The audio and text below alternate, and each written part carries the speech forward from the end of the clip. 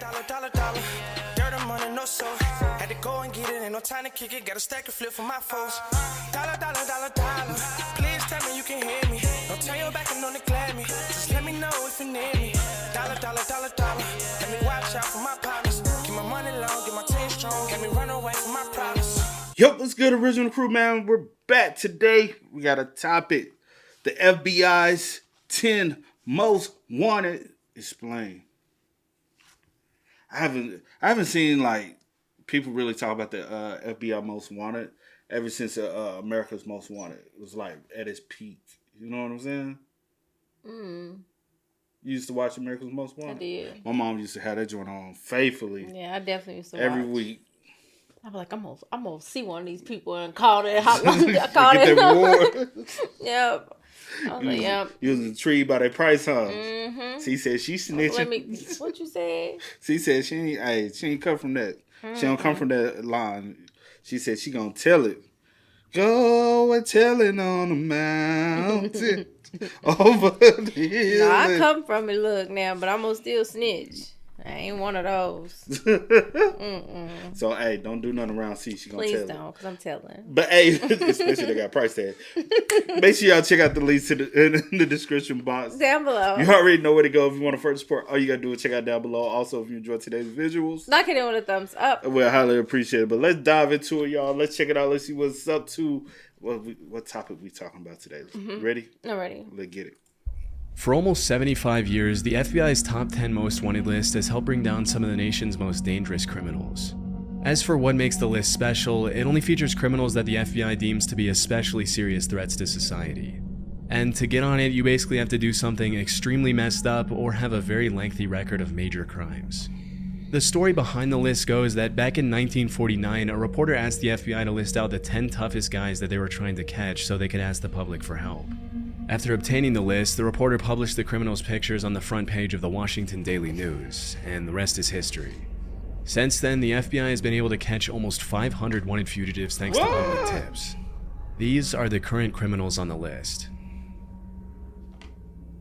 Badrish Kumar Shetinbai Patel. On April 12, 2015, a CCTV camera captured 2 Dunkin' Donuts employees, one male and one female, walking towards the shop's back room at around 9:30 p.m. before disappearing from view. A few seconds later, the man comes back into the camera's view, and it seems as if nothing out of the ordinary took place in the minute that went down. That's a lie. Ain't that crazy? That's a lie. You could tell how he came back, and he was on the phone. He was on the phone, okay. Camera captured 2 Dunkin' Donuts employees, one male and one female, walking. Don't tell me we looking at her last moments, bro. That's what I'm trying. Like we were literally looking at her last moments. That is sad. So they walked back there at 9:32.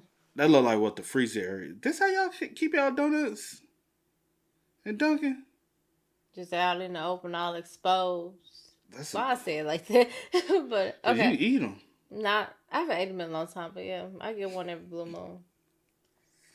Cause my other place where I love is like on the other side. It's just too, it's too far. It's too far to be going through all the traffic just for some donuts. And traffic is horrible over there. But anyway, so it's 9:32. Yeah, they location sucks. Okay, I just want to see how long they was back there. Oh, they went back there that long. I looked at it. Oh, did you? Towards the shop's back room at around 9:30 p.m. before disappearing from view. A few seconds later, the man comes back into the camera's view, and it seems as if nothing out of the ordinary took place in the minute that went down between the 2 clips. A few minutes later, customers alerted the police when they didn't see any employees in the shop, and that's when the cops discovered something horrifying. Lying on the floor of the shop's back room was an Indian woman named Palak, lifeless, who had been pummeled to death by the man in the footage. As it was later revealed, the man who took Palak's life was her husband, Badrish Kumar. As the authorities later learned, the couple had been through a series of major arguments in the months leading up to that day. According to court documents, the 2 of their visas were about to expire in a few weeks. Palak wanted to go back to India, but Badrish Kumar wanted to stay in the US, and it looks like he couldn't find a better way to communicate his frustration with the situation than to brutally take his wife's life. Wow. After the crime, Badrish... He had to snap her neck or something. Because that was quick. Also, there's no blood. So it wasn't like a stab or gunshot because you would have had in a room. Strangulation. You would have had like. I don't know how long it takes to like. Strangle, I feel like it'll take longer That's a quick, you know what I'm saying? That takes no time. That's awful. It honestly don't. It doesn't even matter. But what I'm saying, like a weapon couldn't have been used. Right. Well, he has no blood. He doesn't have. Yeah, true. Yeah. Yeah, true. True what you said. Frustration with the situation, then to brutally take his wife's life. After the crime, Badrish Kumar was last seen taking a taxi from a hotel in New Jersey to a train station in Newark. But what he did after that is really anyone's guess. Wow. To bring more attention to a suspect who might otherwise walk away scot-free, the FBI placed him on the most wanted list. As of today, there's a $250,000 reward to bring the suspect into custody. But almost 10 years after the crime, it looks like that won't happen anytime soon. 2015. And he's still... What you think? He's not here. Wait, what you looking up? I was just trying to see. I will say this. For one, if he's still alive, I don't think he's still here in the States. Maybe I shouldn't look up stuff like this. I always think about that. Never mind. What you trying to look up? I was just trying to see how long it takes to like... Oh, yeah, you don't want that video. Yeah, I don't want that in my search history. No, I was watching the video and I was just wondering, my God. But yeah. They was only back there a couple seconds. Strangulation, even dude on the video the other day, he was trying to choke him out. And it took a while. It took a while, and the dude's still alive. Yeah, he's still, yeah. So you just know strangulation takes a minute. And it's not fast. Yeah. So maybe it's, snapping the neck, like if I crush the right vertebrae, instant. Or if I hit your head upside something. But that's exposed to possibility of blood splatter too, though. Yeah, I don't know. If I puncture the skin. Mm-hmm. Or make you slip and hit your head. That's another option. But. That's sad. The question I was asking you, do you think he's still in America? If he's still alive. Because he could have took his own life too. You don't know. Because possibly he is. Because my thing is, you wanted to stay here. No, she wanted to stay here. He wanted, that visa was coming. I thought she wanted to go back. She wanted to stay here. He wanted to leave. Let's take it back for y'all. Up to that day. According to court documents, the two of their visas were about to expire in a few weeks. Palak wanted to go back to India, but Badrish Kumar wanted to stay in the U.S. So he wanted to stay here. She wanted to go back. So if she wanted to go back and he wants, why take her life and then be on the run and then end up going probably back anyway? So 9 times out of 10. Well, I'll go back because that's the only way I'm gonna stay alive. But my thing is and not be in jail. It's dumb, is what I'm saying. Because if she wanted to go back anyway, y'all should have just went back. If you go take a life and then go on a run and then go back, it makes no sense. But anyway, we can move on. Is it a possibility? Well, he won't have his visa, but is he possibly be able to live amongst and live in disguise? Possibly, yeah. All this time, yeah. Because he could have grew a beard, cut his hair with balls. Yeah. Alejandro Rosales Castillo. The youngest suspect on the most wanted list, 26-year-old Alejandro Rosales Castillo, has been on the FBI's radar for more than 8 years. In 2016, he shot his female co-worker Sandy Lee in a wooded area in Carias County, North Carolina. A few days later, the female victim's car was located at a bus station in Phoenix, Arizona. Wow. As the authorities later found out, there were multiple people involved in the case, with the main ones being the victim, a woman named Amia Pfister, and Alejandro himself, all of whom worked together at a restaurant in Charlotte. During the investigation, the cops learned that Sandy Lee and Alejandro had briefly dated, and after their breakup, Castillo started dating his other co-worker, Amia Pfister. According to court documents, Sandy Lee had apparently lent some money to Alejandro, and on August 9th of that year, he texted her to meet up with him at a Quick Trip located on Eastway Drive in Charlotte, claiming that he was going to pay her back. Disturbingly, that's when Castillo decided to rob her at gunpoint, take her life, and flee to Mexico. Wow. In an eerie clip of CCTV footage that was later released by the authorities, the suspect can be seen crossing the Mexican border through Nogales, Arizona, along with his girlfriend Amia. A couple of months later that same year, Amia turned herself into the authorities in Mexico and was charged with accessory after the fact of felony murder and larceny of a motor vehicle. Based on her testimony, she and Alejandro had been staying with the killer's cousin.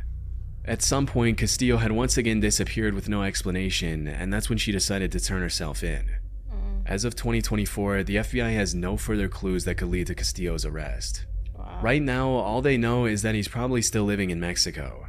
The last time he was seen, he wore his hair short and shaved on the sides, but that's pretty much all they have to go on.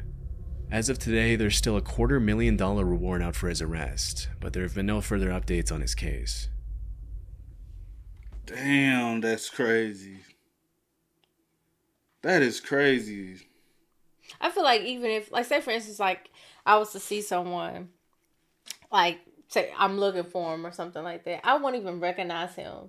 Because he doesn't have, like, a face where it's, like, that just sticks out. Like, just a face that's like, oh, yeah, that's, like, he just looks like any, he blends in. Is basically he blends in very well. Like, there's nothing distinctive about him that stands out amongst the rest. Oh, my gosh, like, that's that dude. That's that guy. Yeah, he has a very much so just natural looking image that literally in a crowd of people, he blends in. Yeah. So, same way with the first guy. Yeah. That's why I was like, he could easily blend in, grow with facial hair. There's nothing distinctive about him that would be like, oh.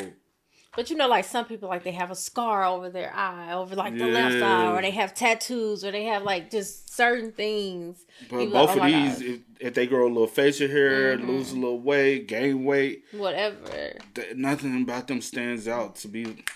You know? Which that sucks because it makes it even harder for someone to like. It does. Yep. Oh, my bad. My bad. That's my fault. Ruja Ignatova. In 2016, the Bulgarian entrepreneur Ruja Ignatova stepped on stage in a beautiful red dress at the Coin Rush global event in Wembley, London to talk about her vision for the future of her crypto company OneCoin. During the presentation, she claimed that in 2 years, everyone would forget about Bitcoin and that OneCoin would dominate the crypto world as the one true cryptocurrency. It's hard to imagine that any of her excited, applauding investors knew that they were stepping into what was later described by the New York Times as one of the biggest scams in history. For several years, Ruja, or the crypto queen as she's known nowadays, promised her buyers a 5-fold and even 10-fold return on their investment in OneCoin. Normally, these kinds of claims are an immediate red flag, but because the entire world was scrambling to get on the crypto action, a ton of investors jumped at the opportunity without thinking twice, resulting in a massive OneCoin buying frenzy. Between 2014 and 2016, OneCoin raked in more than $4 billion from unsuspecting investors, with more than $50 million coming from investors in the US. Wow. As the investors learned when they bought into OneCoin, the company was pretty much a pyramid scheme in which they were rewarded for recruiting their friends to buy it as well. Oh. And for a while, the shady multi-level marketing model seemed to be working for Ruja. However, in 2016, a lot of her investors started complaining that they were really struggling to sell their OneCoins and that they didn't see how they'd ever recoup their investments. Word started to spread online that OneCoin was a scam, which drew the attention of the media as well as federal investigators. Unfortunately, it was a little too late by then. Less than a year and a half after her presentation in Wembley, Ruja got on a plane from Bulgaria to Greece and was never seen again. Disturbingly, during the investigations, a bunch of really messed up emails written by Ruja were leaked by federal investigators in which the crypto queen made it more than clear that she knew she was scamming people out of their hard-earned money from the very start. In some of her emails, she admitted that the company wasn't actually mining any coins, that her coin was trash, and that her investors were idiots for trusting her. Wow. In one of her emails, she proposed an exit strategy to her partner Carl Greenwood, which consisted of taking the money, running away, and blaming somebody else for the whole thing. During the investigation, Carl ended up pleading guilty to wire fraud and conspiracy to launder money, for which he was sentenced to 20 years in prison. As it was later revealed, the FBI had been onto Ruja long before she fled from Bulgaria, even recruiting her American boyfriend to look into her company's practices for them. After learning about her extremely sketchy business practices and her grand scheme to steal billions of dollars from investors all around the world, she was charged with wire fraud, money laundering, and securities fraud. This promptly landed her a spot on the FBI's most wanted list, becoming only the 11th woman to earn that distinction. Looking into her past to find clues as to what could have influenced Ruja to do something so nefarious, federal investigators found some pretty interesting stuff. As it turns out, Ruja was fluent in 4 languages, was extremely intelligent, once had a job at a high-ranking consulting firm, and had been obsessed with fashion and maintaining her image from a very young age. It was only with the benefit of hindsight that prosecutors were able to clearly see how she used all these qualities to carry out her malicious plans. Unfortunately, it doesn't look like the FBI will find her anytime soon. It's been rumored that after fleeing the country, the crypto queen may have drastically altered her appearance with plastic surgery, and is believed to travel with armed guards at all times. Disturbingly, there have also been several allegations that she was murdered by an accomplice, but this hasn't been proven. If she is still alive, the FBI suspects Ruja is traveling on a German passport to the United Arab Emirates, Bulgaria, Germany, Russia, Greece, and multiple countries in Eastern Europe. Considering how elusive she's been since her disappearance almost 8 years ago, it's unlikely the FBI will ever find out what became of Ruja Ignatova after pulling off one of the largest financial scams in history. Think she's still alive? Yeah. I don't. I do. I personally don't, because typically in situations like this, her being a woman and ripping off so many people, you don't know who you possibly have ripped off as well, or what power they might have. You know what I'm saying? And so with you being dirty, you could possibly be playing with somebody else that's even more dirtier. I don't know, man. I think she's still alive. Why is that? I don't know. I just have a feeling that she's still alive. And just because she's a woman, I don't think that she's not capable of being able to stay alive or outsmart the next person. I'm not saying that. I think she is. I'm saying, like, you can be a criminal, but somebody else. No, I get exactly what you're saying, but okay. I don't know. We don't know. She could be. She could be, but I do think she may be alive. But again, if she is alive, you think she really moving like that in plain sight? You have to have piss over billions. I know. You would have had to piss a lot of people off in multiple countries, especially with crypto in multiple countries. Mm-hmm. You think people gonna let you from Dubai, Bulgaria? These are Germany, Greece, bro. These are a lot of wealthy places. Unless you looking very, but she comes off. She has to be like seen in some sense. Yeah. You know what I'm saying? I don't think she can be. I got a little bummy. She don't come off as that. Yeah, before all of this, but if she did get plastic surgery and she looks totally different, or if she, but also I'm like, can plastic surgery make you? Well, yeah, child, I've seen it before and after, child. I ain't trying to be fugly though. But we done see some fugly people. Some bro. people be man, yeah. But I mean, I will hope she's still alive because I just wouldn't want nobody to but. It is a possibility that you pissed off the wrong person. Yeah. Because some people really don't care. And they will take you out themselves or get someone to do so. Yeah, that's all I was saying. Like, yeah, so it's a possibility. On both ways it's a possibility. Yeah. I'm just like, you pissed off some motherfuckers got some money. You know what I'm saying? And if that's me. But also no. I got money like that. Hold on. Go ahead. If I got money.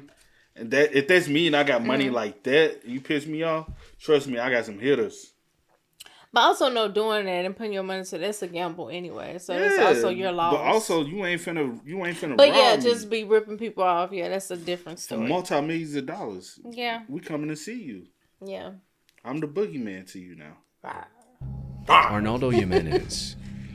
On May 12, 2012, Arnaldo Jimenez and his wife Estrella went out to celebrate their wedding in a black 2006 four-door Maserati. Less than 24 hours after the couple had said their vows, Arnaldo knifed his wife to death in the car, dragged her into the bathroom tub of her apartment in Burbank, Illinois, and disappeared without a trace.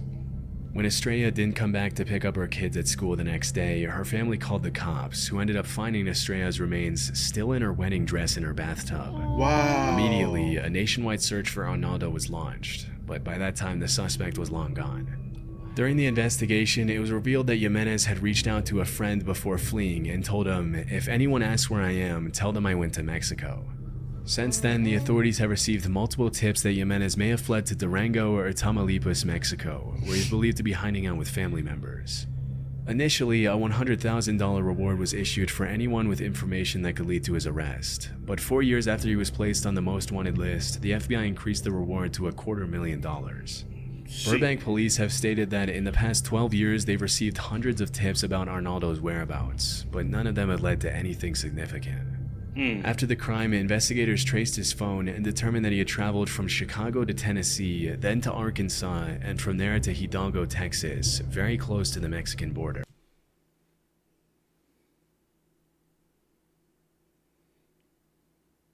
He bouncing. Cause I'm trying to think map wise. It doesn't make sense to come from Chicago to Tennessee. Mm-hmm. It doesn't, right? Where was he initially at? Like in the Chicago area, Burbank. That's where. In Illinois, Burbank. And then he went from Chicago, Tennessee. I heard Arkansas. Well, Tennessee, Arkansas, that makes sense. And then where else? I'm trying to think. And then went to Texas. That made sense, but I'm like, why come through Tennessee? That doesn't make sense. Hold on, let me pull up my U.S. map real quick. I'm just trying to see something. Do you get what I mean by that? Hello? Yeah. I'm trying to think I'm trying to visualize the map. So, Illinois, I would have just hit straight through. This is Chicago's up here. I'm coming all the way down. I'm going through Missouri, Arkansas, then Texas. There's no point for me to go through. I would have had to go through Kentucky, possibly Indiana, Kentucky. Or just go through Kentucky, Tennessee, there because you wanted to come this way. You didn't want to. There's no telling the reason why he took that route, but why in my head I said I done seen him before. I think I done seen everybody before at least one time. But yeah, everybody got a twin. That's what they say. Everybody got a twin. Yeah, then to Arkansas, and from there to Hidalgo, Texas, very close. The reason I'll say this, another reason I'm like, there had to be a reason for him to come to Tennessee, whether it's to pick up somebody, swap out cars with somebody. There's some type of connection he had with somebody in Tennessee for him to come through Tennessee. There had to be. I don't see no other reason why. Go to Tennessee, then to Arkansas, and from there to Hidalgo, Texas, very close to the Mexican border. They were unfortunately unable to determine where he went after that. Police have also revealed that the car in which Arnaldo carried out his heinous crime was never found. If the suspect is ever caught, he'll be spending the rest of his life in prison for first-degree murder and unlawful flight to avoid prosecution. But based on how things have played out since the last time he was seen, it's unlikely Arnaldo will ever pay for his atrocious crime. Wait, you think he still in the States, or you think he was able to cross that border? He could be in the States. He could still be in Texas. Because why would I call somebody and tell them, hey, if anybody's looking for me, tell them I'm here. Why would I do that? Why would I tell you where I'm going? Which, whatever. But because 9 times out of 10, that's not where I'm going. And I'm not even going to call anyone. He might went to Mexico, and kept going down south. I don't know. Panama. I don't think Venezuela, Guatemala, Colombia. You never know. With situations like this, I be like, do you have like someone else in your life? Do you have a family now? Do you have kids? Like, why he killed her like that though? That's weird to me that you would literally get married and then take her life the same day. Did you have some type of insurance policy on her or something? Typically not like that.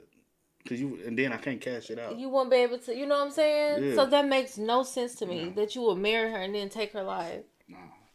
Or it was I'm going to say it was a hit on her. Because I will say, I feel like some hitmen will do that, be in a romantic relationship with you, all that.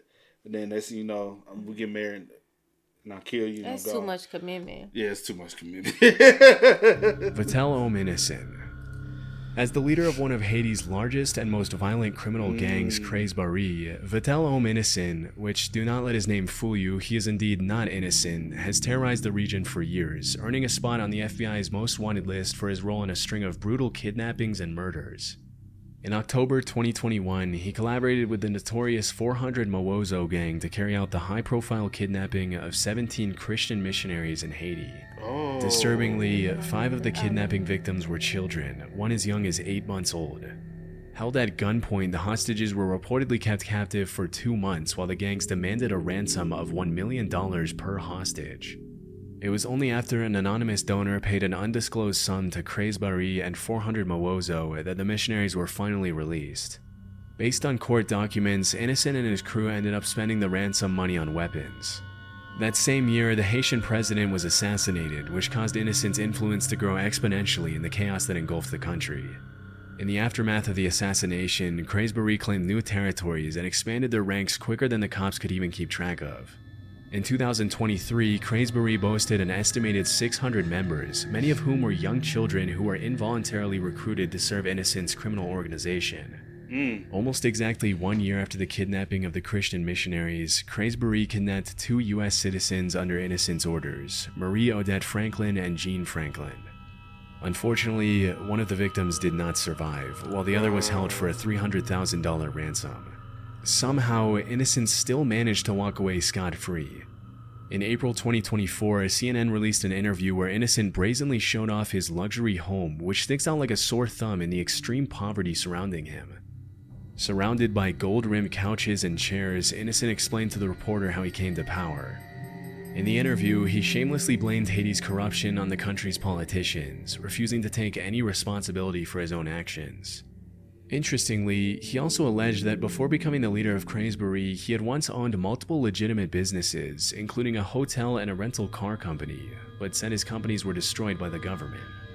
According to multiple crime analysts, Innocent was once a political activist before he turned to violent crime to maximize his influence. Back in the US, Innocent is wanted by the FBI for an insanely long list of crimes, including kidnapping for ransom, theft, murder, assault, vehicle theft, and destruction of property. There's a $2 million reward for information leading to his arrest. But that mugshot don't look the same. Yeah, because he done. He looks totally different with hair and without hair. Yeah. And that's this makes him look older for some reason to me. And then with them talking to him, he looks a little younger to me. But this is also how people get away. Mm-hmm. Y'all be using the wrong mugshots. And I'm like, is he actually like... I'm pretty sure if y'all really wanted to get to him, y'all probably could. If I'm able to, I don't know, the time frame as to when they went over there and talked to him and all that. Whatever. But that's the thing, dude. Like, how would y'all, be able to get over there and capture him if y'all wanted to? I doubt y'all could, really could go over there and get him if y'all wanted to. So, it's... Do I think they ever catch him? Yeah, only if somebody else take over. Yeah. And be like, here y'all go. And that's if they don't kill him. Mm-hmm. But do I feel like y'all will go over there and just snatch him up? No. Hell no. Yeah. No. But is it a possibility y'all catch him? Yes, it's always another criminal that's coming up under another criminal that's going to overthrow that criminal. Yeah. That's just how it goes nowadays. Because nobody ever identifies true structure. In criminal organizations, there is never true structure. Mm-hmm. Especially this generation. Now, if you throw it back to the 50s, 60s, 30s, the crime, the mobs and all that. Yeah, there was organization and structure. And you couldn't be over here trying to plot on this person. Mm-hmm. They're going to take you out and then go tell them. Yeah. But nowadays, no. Never would be, ever again. But with powerful connections and an armed gang, it'll be pretty tough to ever bring him to justice. I forgot about the armed gang. That's another thing. The armed gang.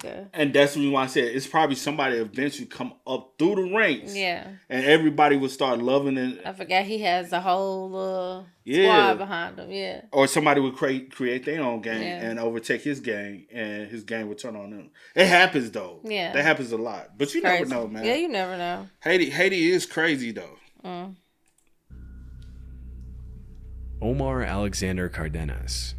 In 2022, the FBI released 2 eerie before and after clips of a man walking into and then running away from a shopping mall area on August 15th, 2019. The man seen in the video is 29-year-old Omar Alexander Cardenas, and let's just say that he didn't exactly go shopping in the time that elapsed between those two clips. That boy did not run away. He walked. The man seen in the video is 29-year-old Omar Alexander Cardenas. Hold on. I was trying to see time. Okay. 4:03. The man seen in the video is 29-year-old Omar Alexander Cardenas, and let's just say that he didn't exactly go shopping in the time that elapsed between those two clips. After disappearing from the camera's view, Omar walked up to a man standing outside the Hair Icon barber shop at an outdoor shopping center and fired several rounds from his semi-automatic handgun at his head, killing him instantly. Wow. Immediately after committing the crime, Omar fled the scene a little after 4 p.m. as he can be seen in the eerie FBI footage. A suspected member of the Pierce Street Gang in Los Angeles, and often going by the nickname Dollar, Omar is suspected to have fled to Mexico to seek refuge among his relatives.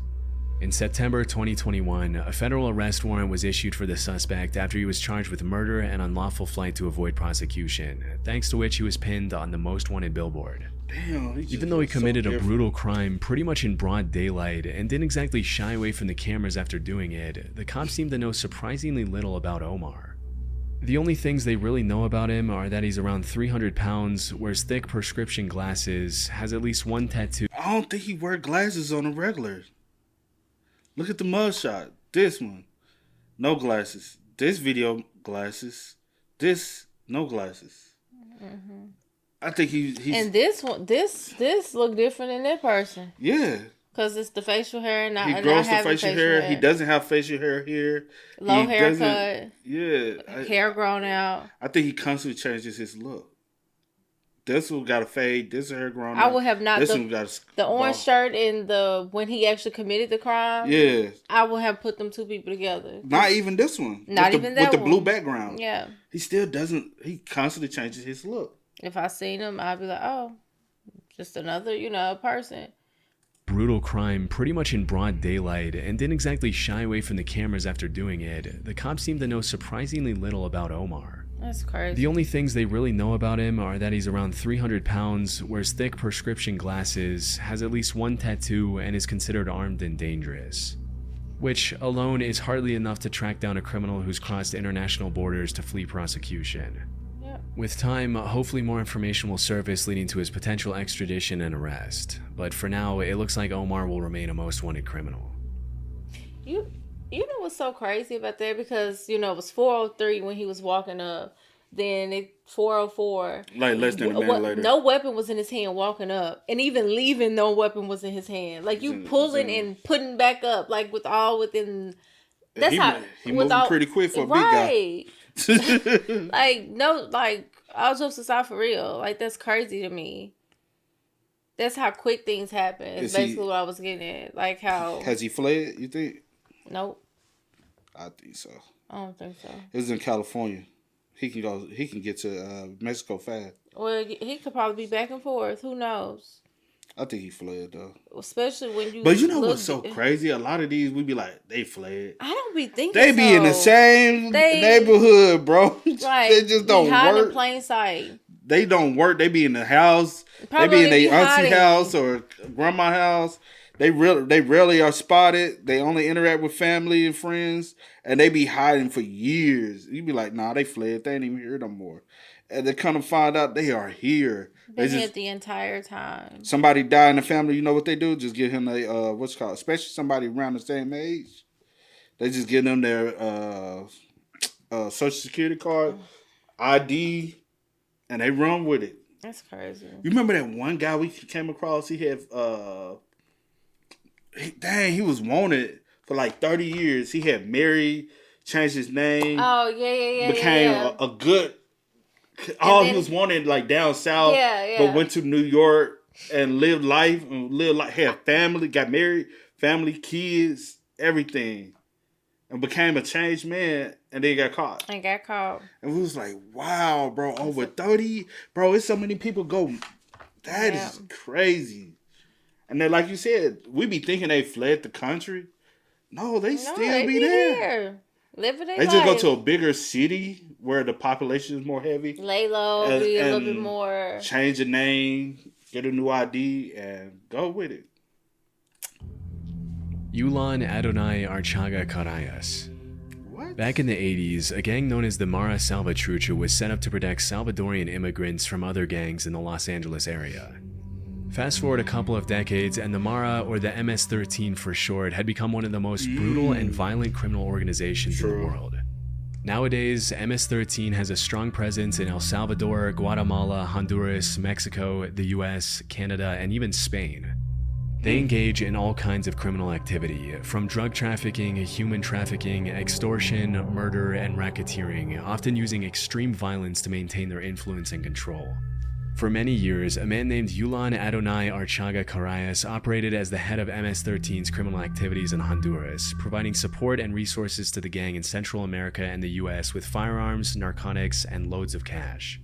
Often operating under his alias Porky, Yulan is wanted by the FBI for trafficking multi-ton loads of drugs through Honduras to the US, and for the killing of several rival gang members. Among Porky's colorful criminal charges, you'll find everything from murder to racketeering conspiracy to drug importation to possession of machine guns. Even though he's only around 160 pounds, Yulan is considered one of the most powerful men in Honduras, as the MS-13 gang has had the country in a chokehold for years. The most shocking part of the story is that at one point, Porky had already been apprehended by the Honduran authorities and was even taken to a courthouse for a hearing on charges of murdering 2 Honduran prosecutors. But during the hearing, 20 armed men dressed up in the same clothes as the anti-gang police units walked into the building escorting a veiled suspect and suddenly opened fire on the guards. Wow. In just a few seconds, the men subdued the guards and safely escorted Porky out of the courthouse, killing 4 police officers in the process. For obvious reasons, Porky is considered armed and extremely dangerous. Due to the sheer nature of his crimes, the FBI is offering $5 million to anyone who can provide information leading to his arrest. One of the things that makes it extremely difficult to track a suspect like Porky down is that he's taken every possible measure to fly under the radar. Although he's believed to still be in Honduras, he and his security team use untraceable numbers from Israel and Poland, and he goes to extreme lengths to keep his whereabouts a secret when he contacts his family. Although the hunt for Porky is far from over, he's likely to remain one of the most elusive and dangerous fugitives on the FBI's most wanted list for years to come. That is true. He's still in Honduras, though. Yeah. And the gang still protects him. Oh, and y'all ain't gonna do nothing about it. That $5 million good, though. Even if somebody tell y'all where he's located. It's about getting y'all to still him. Ain't getting Yeah. Y'all still ain't gonna get him, so it's like, bro.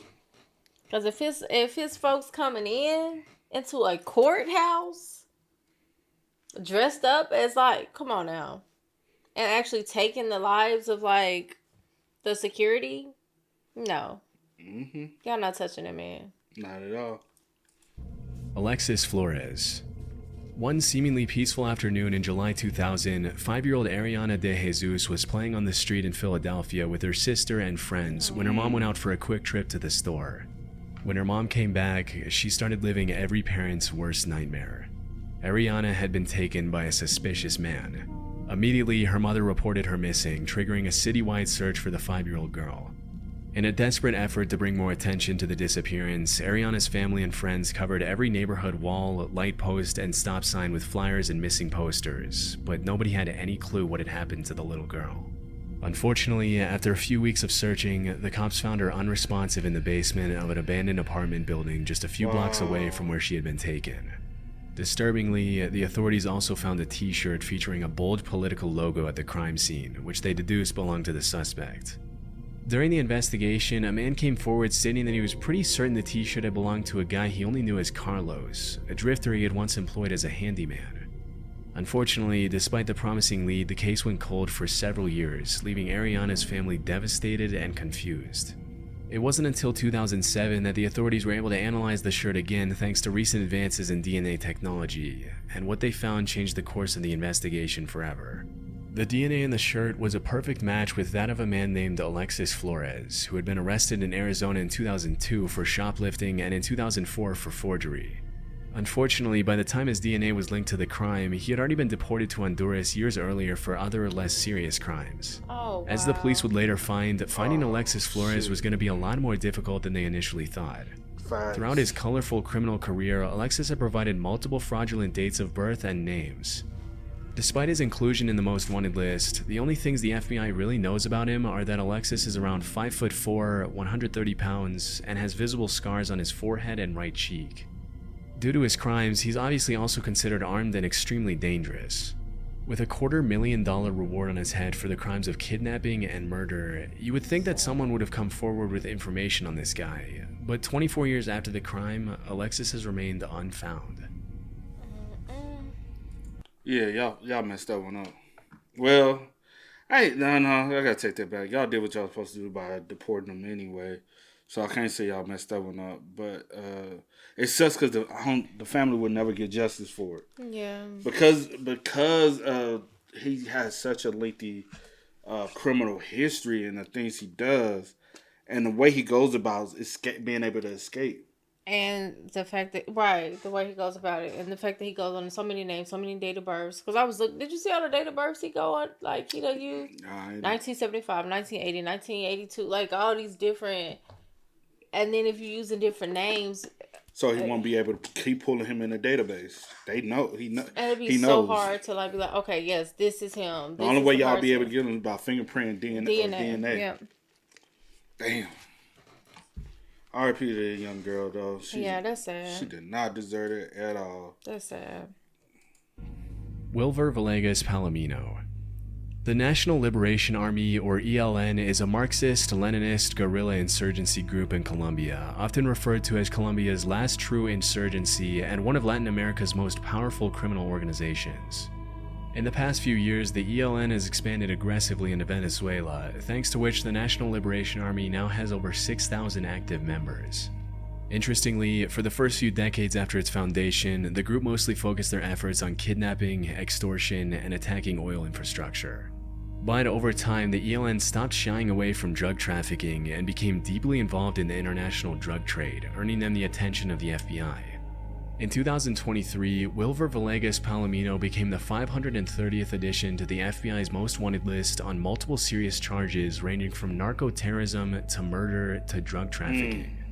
Often running under the alias The Hog, Palomino is a high-ranking member of the National Liberation Army who's been involved in a 20-year conspiracy to distribute drugs from Colombia to the US, thanks to which a warrant for his arrest was issued back in 2020. Wilver has also been accused of murdering multiple human rights advocates in Venezuela and the Catatumbo region in Colombia between 2017 and 2019. Due to his high rank and his responsibility in flooding the streets of Houston and other major US cities with drugs, the United States Department of State's Narcotics Rewards Program is offering a reward of up to $5 million for information leading to Palomino's arrest. As of today, it's a complete mystery where this guy is, but considering the ELN oversees the production of over 200 tons of drugs which are later distributed worldwide, obviously including the US, it makes sense why he was put on the list. Are you writing all these posts down? Not all of them. Just in case you see somebody you can get a little money. I'm calling. You gonna call on the wrong person.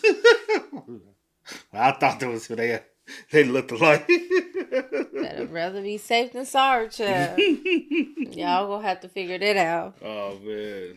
Donald Eugene Fields II. Since 2022, Donald Eugene Fields has been wanted by the FBI for the alleged trafficking of at least one child in Missouri between 2013 and 2017.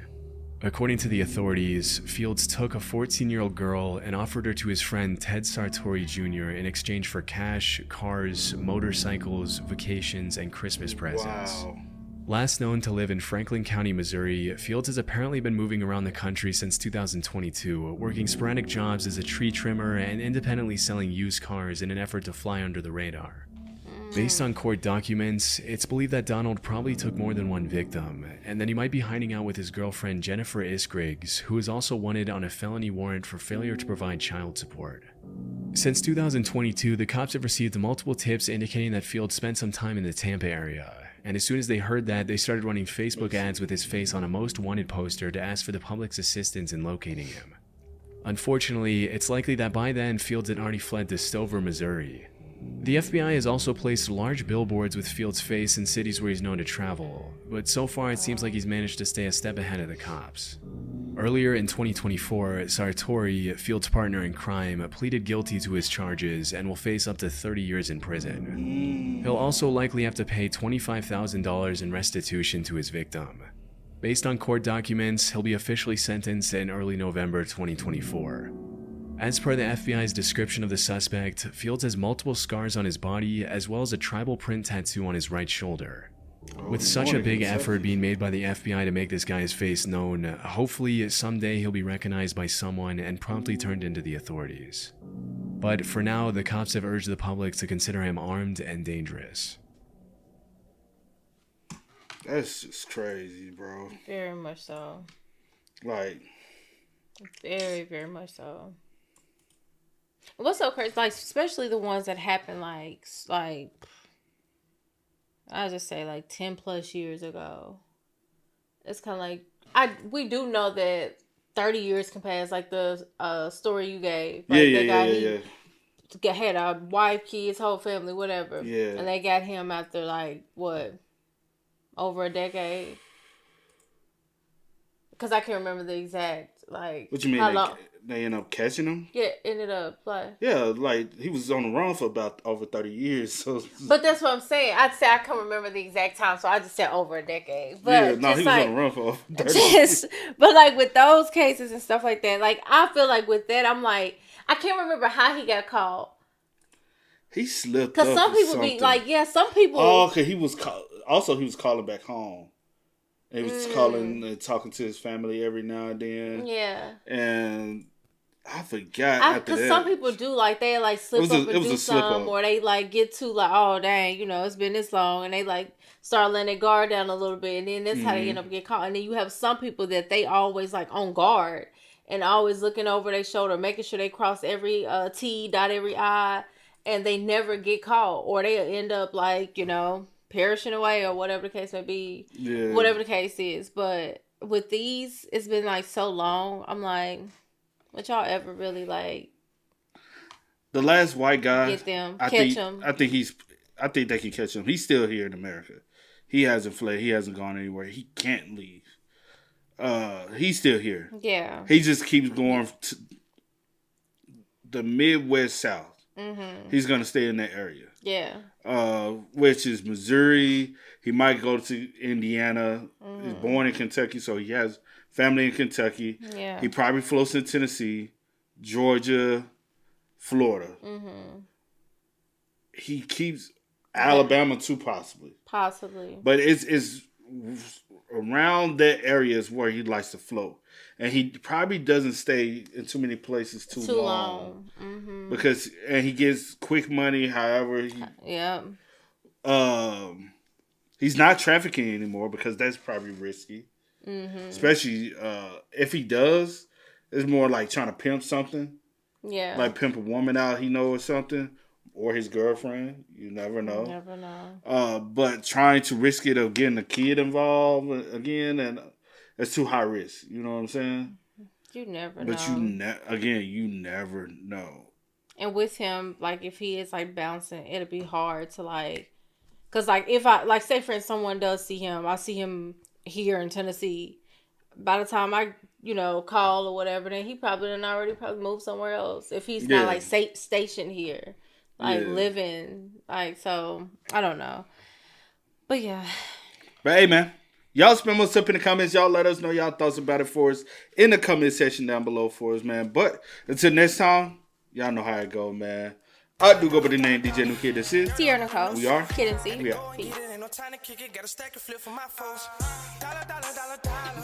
Please tell me you can hear me. Don't turn your back